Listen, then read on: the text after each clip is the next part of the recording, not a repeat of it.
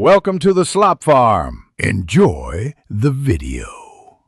In this video, I will show how to open 2025 Acura Integra hood, updated. First, sit in the driver's seat and find the interior hood release on the left lower dash, then pull it firmly until the hood pops open. Walk to the front, slide your hand under the hood center, locate and push the secondary latch to the left, and then lift the hood until it stays up on the prop or strut. Before you begin, make sure the car is parked securely, the parking brake is set, and the engine is off and cool.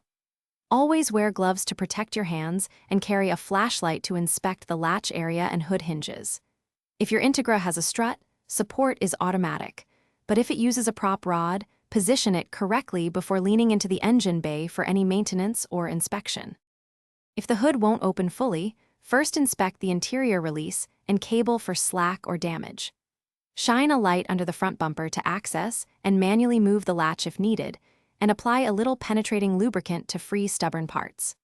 For persistent failure, check for misaligned latch components or bent hood edges, and consider professional help to avoid causing paint or structural damage while forcing the hood open.